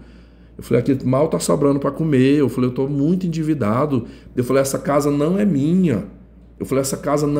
Essa casa eu tô investindo num patrimônio de herança. Eu falei, me ajuda. Eu falei, manda o que você puder, manda 200 reais, manda 300, manda 500. Conforme o mês aí, que tu não tiver muito apertada, diminui um pouco teus gastos aí, não come em restaurante, não compra roupa durante um período aí, passa 1 ano, 2 anos aí sem comprar roupa, mas me ajuda. Eu falei, tu não vai estar mandando dinheiro para mim, não é para mim esse dinheiro, entenda que você está gastando no que é seu. Eu falei, não foi esse o nosso combinado lá atrás? Eu falei, o dia que a nossa mãe morrer, se ela morrer primeiro, isso aqui é 50% de cada um. Eu falei, eu tô te pedindo é porque eu tô apertado. E aí ela... Eu falo para vocês que nesses momentos que eu me humilhava para ela, pedindo ajuda, ela tinha duas reações. Uma hora era de um jeito, outra... no dia que ela via que eu estava muito aflito, ela se fazia de mendiga na minha conversa com ela. Ela começava a chorar e mais ou menos ela fazia isso aqui, ó. Oh, meu Deus, tu não entende. Você não entende o meu lado. Eu sei que eu prometi, eu sei que eu falei lá atrás, mas eu tô numa situação quase que de rua. Aqui eu não tô passando fome porque minhas amigas aqui tem dia que traz janta pra mim, traz lanche aqui pra mim. Olha, eu tô trabalhando só terça e quinta. Tu não sabe da minha situação aqui, eu tô sem serviço. Eu só estou com serviço terça e quinta, eu perdi uns trabalhos aí, como é que eu vou mandar dinheiro pra você? A Rosimeire mês passado aqui pagou meu aluguel. Eu não tinha dinheiro nem pra pagar o aluguel. Tu não entende o meu lado, pelo amor de Deus, eu não tô ajudando, não é porque eu não quero, não. É claro que eu queria ajudar, mas eu não tô em condições de ajudar. Aí o pessoal fazia aquele pranto de choro no telefone, sabe? Que eu não, minha irmã, pelo amor de Deus. Eu falei, eu tava pedindo assim, porque eu achei que você tava trabalhando, você tinha como ajudar. Eu falei, não, mas por favor, deixa quieto. Tudo bem. Passava-se os tempos, de novo eu cobrava. Eu ligava para ela e falava assim, como é que tá a tua situação? Tu já tá com a tua semana lotadinha de serviço? Você tá... Tô com minha semana. Eu falei, Malvina, você pode me ajudar? Eu falei, vai mandando. Eu falei, manda, tira 100 euros. Uma vez eu falei para ela, ó, tira 100 euros todo mês. O mês que tu tiver mais fraca, financeiramente, tu manda 100 euros. O mês que tu puder, tu manda 150, manda pelo menos 200. Isso já numa época que o euro já tava ali nos seus R$4, 5, né? Eu falei, e tu mesmo, tu vai guardando esses comprovantes, tira foto e guarda numa pasta no computador, ou guarda numa pasta física mesmo, né? Tira a xerox que vai guardando, tu vai anotando num caderno. Todo mês o valor que tu mandou, que é a tua parte, que tu tá contribuindo na casa. Eu falei, lembre-se que você não está investindo numa casa no meu nome. Essa casa não está no meu nome, essa casa é minha e sua. Eu falei, a gente nunca sabe o dia de amanhã. Eu falei, suponhamos que no futuro você adoeça, acontece, sei lá, qualquer coisa ruim, tu não puder mais ficar aqui, você tem um canto aqui no Brasil. Você tem uma casa que é sua de direito, para você vir morar, para você usufruir. Igual, eu sempre recordava isso. Aí, porque assim, às vezes a obra terminava, mas a dívida estava ali. Era empréstimo no banco, era faturas de cartão, era o pedreiro. Às vezes eu não tinha todo do pedreiro. Quantos meses eu passava pagando? O Josiel vinha aqui todo mês receber. Às vezes eu dava 1.000, dava 800. Eu ia dando o que eu pudesse, né, em dinheiro. Eu falava, olha, terminei aqui, mas a dívida tá aqui. A dívida todo mês eu tô atolado de dívida aqui. Me lembro que uma vez, quando eu falei isso, ela foi bem cínica comigo. Ela disse assim, meu irmão, você é uma pessoa difícil, sabe? Difícil. Ela disse, eu queria muito que tu viesse morar uns tempos aqui, né? Tu viesse morar aqui, tu ia aprender muito. Tu sabia, Vitor, que aqui na Holanda, aqui a pessoa só faz alguma coisa se ela tiver o dinheiro para fazer. Aqui não existe comprar parcelado igual no Brasil. Ninguém compra nada parcelado. Aqui é assim, você tem o dinheiro, você faz. Ela disse, essa tua situação aí, ela era muito simples. Era não ter feito. Dívida é muito simples, não faça. Se você não tivesse feito, você não estaria nesse aperto. Tu só tem dívida, eu não tenho dívida aqui. Me pergunta se eu durmo uma noite aqui, angustiada, sofrendo aqui por conta de dívida. Sabe por quê? Porque eu não faço dívida. Eu não tenho nenhuma dívida aí no Brasil, eu não tenho dívida aqui na Holanda. Eu só compro alguma coisa se eu tiver o dinheiro. Pois é o seguinte... Você fez, pois você arque, tá? Consequência é para você aprender. Quando você quiser fazer alguma coisa, junte o dinheiro primeiro para você não ficar desse jeito. E indiretamente, em outros contextos, vinha aquela frase que muitas vezes eu falei aqui: não vou voltar mais para o Brasil, não piso meus pés aí. Olha, eu cheguei num ponto de resignação em que especialmente a partir de 2022 para cá, quando eu aceitei assim, ela não vai mais vir, sob hipótese alguma, não tem perigo de deportação, ela também não vai vir, ela não vai tirar documento, nem vir visitar, então assim, é uma pessoa que vai morrer para lá, acabou. Tanto que muitos confrades aqui ainda tinham uma opinião oposta, né? Olha, eu acho que essa mulher ainda vai vir. Olha, tu aguarda, se prepara, porque uma hora ela vai aparecer. E eu não acreditava mais nisso. Eu não acreditava nessa hipótese dela vir bater aqui, né? Eu achava que eu estava isento disso. Eu, no máximo, eu pensava assim, não, o dia que a minha mãe morrer, ela vai botar alguém na minha cola aqui, né? Um advogado ou um familiar para vir cobrar a parte dela. Que era aquilo que eu falava, né? De eu ver quais são os meus direitos, né? Até onde vai o meu direito em cima disso aqui. Mas já estava. Então, pessoal, quando eu soube que ela ia vir para cá, meus amigos, assim, o meu mundo desmoronou. O meu mundo desmoronou, porque, assim, eu tava tão de boa, tão de boa, sabe? Tranquilo, minhas preocupações eram as outras, até a situação com a minha mãe aqui eu já estava controlada, né? Muita coisa aqui eu já gerenciei de uma forma que tá de boa, sabe? Não vou me estressar. Meus planos eram outros, assim, de repente me vem uma bucha dessa, sabe? Meu Deus do céu, essa mulher vai vir pra cá. Ai. Foi muitos pensamentos, sabe? Eis que hoje ela está na casa do pai dela, né? Hoje ela está lá na casa do pai dela. Eu me passou muitas hipóteses. Foi uma novela que eu digo, só o tempo vai dizer. Muitas hipóteses passou sobre a chegada dela aqui. Eu pensava assim, que chegando aqui ela ia passar só uns dias, ela ia embora. Ela ia caçar alguém aí em alguma capital para ela... Digo, ela vai querer ir morar em São Paulo, no Rio de Janeiro, em Goiânia, mas não vai ficar aqui.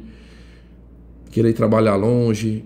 Ou eu pensava que ela pode até ficar aqui, mas ela não vai ficar muitos dias na casa do pai dela, ela vai alugar uma kitnet para morar sozinha e vai ficar fazendo faxina, ela vai arrumar qualquer trabalho por aqui. Ou outra hipótese, sei lá, será que vai aparecer uma pessoa lá na Europa que vai ajudá-la para que ela retorne, né? Sei lá, uma patroa, alguém que de repente não goste dela, para ajudá-la a retornar. Também pensei na hipótese dela empinar a carroça para vir aqui, querer vir morar aqui, na casa que eu construí, né? Eram tantas coisas assim que passavam, mas eu fiquei, não adianta eu sofrer por antecipação. Eu digo, eu preciso acalmar minha mente, acalmar minha cabeça e deixa ver o que vai acontecer, né? Deixa ver o que vai acontecer. Então, de imediato, o pai dela recepcionou ela, puxou, que foi até uma surpresa para mim. O pai dela recepcionou, está lá, morando na casa dele até hoje. Eu preciso finalizar esse conteúdo, porque eu ainda vou comer e vou dormir, eu não quero dormir muito tarde hoje. Mas eu queria finalizar essa parte 1 aqui, dizendo o seguinte para vocês, que todos os dias me vem na memória, assim, que no caso específico da Malvina, a gente pode concluir que várias frases que é dito na sociedade, a lei da semeadura, aquilo que a gente planta, a gente colhe.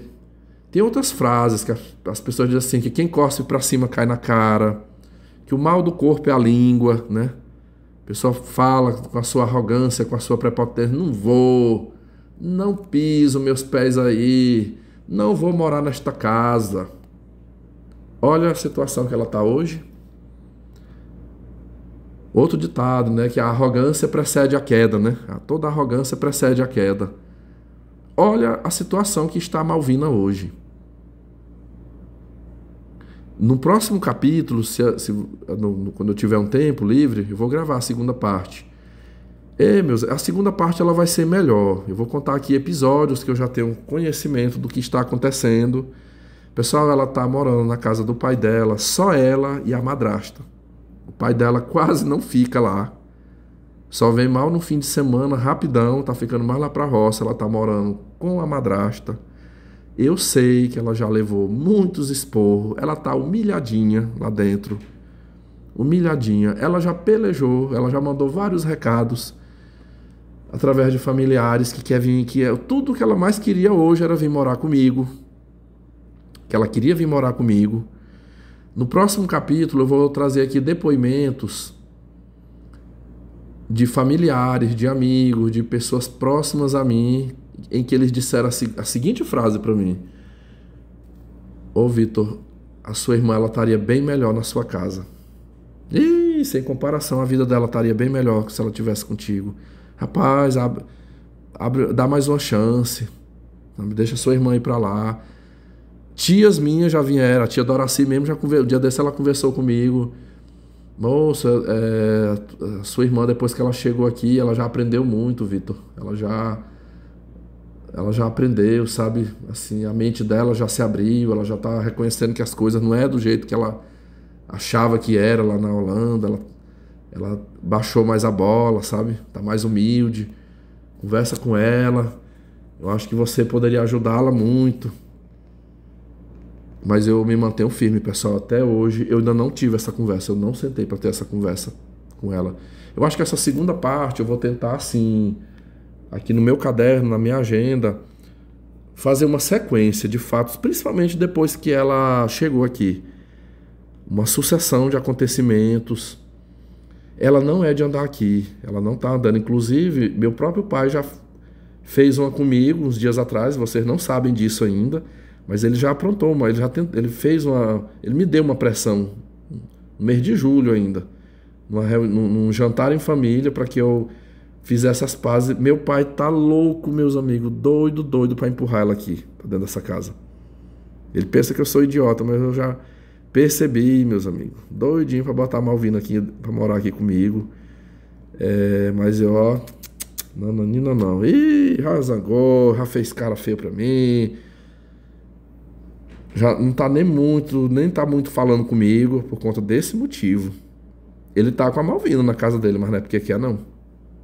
Nem ele e nem a esposa dele. Depois eu vou lhes contar umas coisas que já aconteceu lá, mas eu acredito que eu resolvi essa situação de uma maneira que eu nunca precisei nem brigar aqui. Eu sempre digo aqui assim pra minha mãe, eu digo, olha, eu não vou empinar a carroça aqui e dizer que ela não entra. Eu falei, para mim fazer isso era se a casa fosse no meu nome, né? Mas até hoje eu não tive esse gosto ainda. Eu falei, a casa é sua. Eu digo, a senhora quiser que ela venha, pode. De repente, trazer ela para cá. Eu digo, só que é assim, ela entrando e eu saindo. Eu digo, eu posso até ficar uns dias aqui com ela, até o prazo de eu organizar minha saída, alugar uma casa, ir pro meu cantinho. Só que é assim, ó, a partir do momento que ela vier, aí é vocês duas.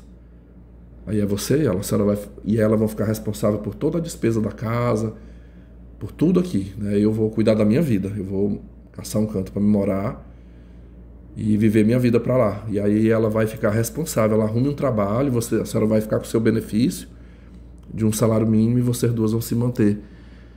Pergunta se a minha mãe algum dia aqui já veio com essa linha de enfrentamento, foi comprar briga para querer trazer Malvina para cá, de jeito nenhum. Eu ainda sou bem benevolente. Um dia eu já falei assim, olha, na pior das hipóteses, se acontecer de repente, não tá dando mais, ela não consegue mais ficar lá e tem que mudar e vai ter que alugar um canto, digo, como a senhora tem o seu benefício de um salário, tire uma parte, tire R$200, 300, se ela já tiver, sei lá, ela saiu, mas tem um trabalho, tá ganhando um salário mínimo ou mais, a senhora quer ajudar, ajude um pouquinho no aluguel, vai lá, passar uns dias com ela, faça companhia para ela.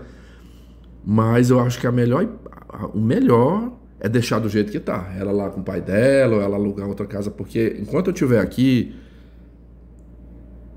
eu tô cuidando da senhora, eu tô cuidando da casa, eu tô gerenciando tudo aqui. Eu digo, o negócio tá equilibrado. Eu tô dando conta do recado aqui, e o pai dela tá dando conta do recado lá. O pai dela tem um salário aí de 3 mil por mês, a mulher dele tem 2 aposentadorias, ele ainda montou uma sorveteria que ganha dinheiro da venda desses picolé, um extra, picolé, sorvete. Ele tem um faturamento, então ele dá conta de sustentar ela. Eu dou conta de sustentar a senhora aqui, ele dá conta de sustentar a filha dele, está equilibrado. Deixa do jeito que está. E assim eu tô comandando essa situação, não tá tendo ela nem aqui, ela vem. Ela só vem aqui quando eu não estou. Tipo, se eu tiver ela na escola, ela vem algum horário aqui. Depois a minha mãe me conta, ela teve aqui tal horário, já foi embora. Eu nem a vejo andando por aqui. e tá dessa situação. Só que eu digo para vocês, se diferente do que ela fez comigo, vamos supor que ela tivesse tido uma outra postura, ela tivesse sido uma irmã amiga, uma irmã de palavra, uma irmã honesta, e meu irmão, tô contigo, conte comigo, vou te ajudar, eu sei que o negócio aí tá o que eu quero, eu tava já me perdendo aqui na minha fala. Por que eu não tô com pena dela? As pessoas me contam, já soube que tá tomando remédio tarja preta, tá no CAPS, que tá lá humilhadinha na casa da madrasta, tudo. Eu sabe por que eu não sinto pena dela? Porque quando eu tava penando nessa obra aqui, desta casa, pagando juros de banco, sendo ameaçado por pedreiro, sendo humilhado e ameaçado por pedreiro, endividado, não sobrava dinheiro nem para me comprar uma roupa para mim. Olha, eu falo bem aqui para vocês, agora eu acho que já tem... Eu me lembro ainda de umas idas minhas em Goiânia, mas eu nem comprava muito. Às vezes, quando eu consegui economizar, foi de 2016 para cá que eu comecei a fazer umas idas em Goiânia, comprando roupa muito barata, mas eu torrava menos de R$ 1.000 para mim e para minha mãe com essas compras de roupa, que eram as roupas que eu ia usar. Porque eu não dava conta de comprar roupa aqui na minha cidade, nas lojas aqui, bem mais caras. E na época, houve um tempo que era muito barato viajar para Goiânia. Hoje já não é mais a mesma realidade. Mas assim... eu não sobrava muito dinheiro, não sobrava muito dinheiro para mim, porque era dívida dessa obra aqui. Eu nunca vi aquela mulher ter pena de mim, ela nunca teve essa consideração por mim, de reconhecer, olha, poxa, meu irmão está investindo numa casa que é minha também de direito, não é justo, eu fiz um combinado com ele, eu tenho que honrar com o meu compromisso, eu não vou deixar ele fazer tudo sozinho lá não. Aí, olha aí a situação. Mas, repito, se ela tivesse sido uma pessoa do bem, uma pessoa gente boa, hoje era para ela estar bem aqui comigo. Vamos dizer, por mais burra que ela tenha sido, de não ter aceitado, né? Vamos dizer que ela tivesse cometido essa burrice, não se legalizou, foi deportada. Hoje era para estar bem aqui, tem um quarto, sobrando um quarto livre aqui. Eu não teria gastado o tanto que eu gastei, eu já era para estar em outros patamares, talvez eu já tivesse investido outras coisas, era para ter painel solar e tantas coisas melhores aqui em casa. Hoje ela chegasse aqui, eu jamais, ela ia ter todo o apoio meu. Minha irmã, até tu arrumar um trabalho, do que eu comer você come, usufrua da casa que você me ajudou, isso aqui é seu também. Eu ia ajudar ela, o que eu pudesse fazer por ela, eu faria com todo gosto. Mas não foi, pessoal, não foi. Ela não foi essa pessoa comigo. Eu percebia que sempre, a minha irmã, ela sempre foi assim comigo. Quando a felicidade dela era me ver na pior, sempre que ela me via em sofrimentos, o sofrimento com essa construção, o sofrimento em relacionamentos que eu me envolvi, o sofrimento com a minha mãe, a luta que foi com a minha mãe nos tempos do tratamento difícil. Uma das coisas que depois que ela foi embora, que foi, hoje já está bem melhor, né? Mas eu sofri muito, foi a questão, a minha mãe passou muitos anos sendo acumuladora. Uma vez eu perguntei lá no CAPS o que seria isso, era o TOC, né? O transtorno obsessivo compulsivo, que leva a pessoa a ter essa coisa, né? Essa mania de acumular. A casa cheia de caixas, de fardo, de coisa, era muito inseto, muita sujeira. Já nessa casa aqui que eu construí, a casa nova. E eu não podia nem tocar no assunto com ela, a maior ignorância comigo, arrogância. Mas olha aí, meus amigos, é o que eu falo, né? É por isso que eu falo que esse tipo de gente arrogante, cedo ou tarde a casinha deles cai, sabe? Hoje ela tá aí humilhada. Pra mim isso aí é humilhante. Humilhante. E pra mim, no caso dela, em específico, a lei da semeadora cantou. A lei da semeadora cantou, porque eu lhes pergunto, quem é que tá numa situação hoje, digamos assim, por cima da situação? Sou eu que tô morando em casa dos outros? Aguentando humilhação em casa alheia? Morando com estranhos? Sou eu que estou desempregada, rodada, sem nenhum centavo, dependendo da benevolência de que alguém me ajude?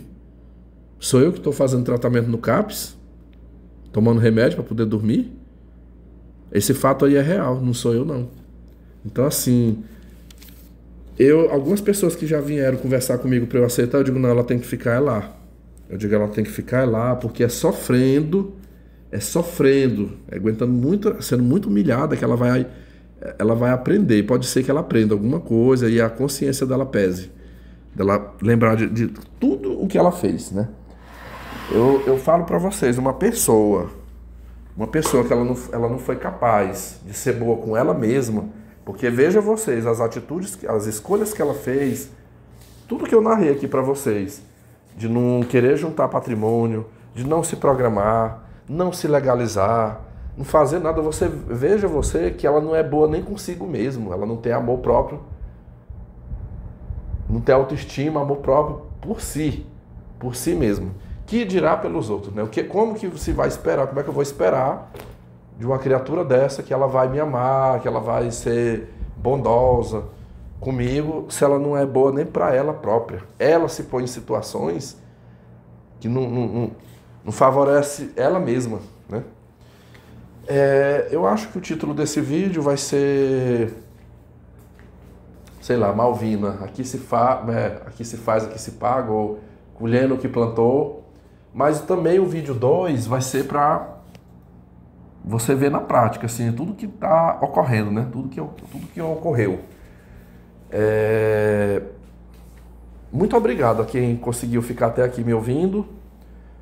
E me aguarde aí que vai vir a parte 2, tá? Brevemente eu venho contar os episódios da parte 2. Essa parte aqui não teve muitas novidades, né? Porque ficou muito assim uma reprise, um apanhado de tudo que...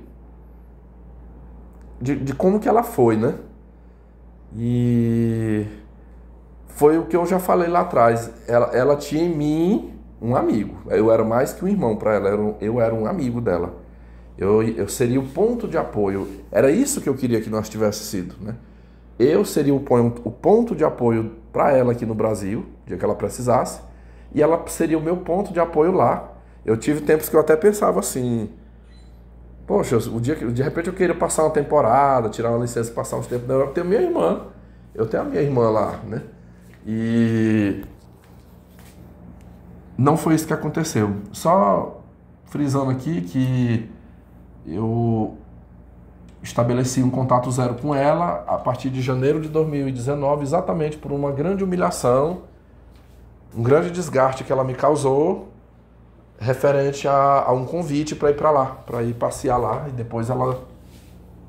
Como é que vocês chamam aqui? Tem umas expressões que eu acho feia, né? Peidou na farofa, né? Aqui no Pará o povo tem uma expressão que eu não gosto de falar muito, eu acho feia, que diz assim, cagou na rabichola. Deu para trás, meus amigos, ainda me humilhou muito. Me esculhambou, me ofendeu, né? Mas... eu entreguei ela para o tempo, né? Deixa que o tempo vai se encarregar dela. Eu vou cuidar da minha vida, eu vou me afastar. E o tempo se encarrega dela. Eu durmo com minha consciência em paz. Em paz, em paz. Eu me distanciei dessa mulher, não tenho um contato. E não carrego nenhum remorso, porque minha consciência é limpa. Porque eu tentei ajudar ela. Eu tentei muito ser amigo dela. Ela foi quem não aceitou o meu amor de irmão. Ela não quis, né? Ela preferiu ser escrota, ruim, perversa. Então ela que colhe agora os frutos do que da escolha que ela fez. Eu acho que eu estou colhendo os frutos daquilo que eu escolhi para minha vida. Não é um mar de rosa, não é perfeito. Eu tenho certeza que eu estou bem melhor do que ela. Disso eu tenho certeza absoluta.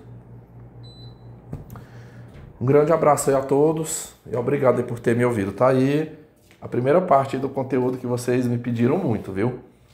Pra quem sonha em casar, em querer casar com a Malvina, repense, viu? Porque se ela não é boa, se ela não foi gente boa comigo, que sou o irmão dela, eu sou o sangue dela, que dirá com você, que não é uma pessoa que cruzar no caminho dela por um acaso.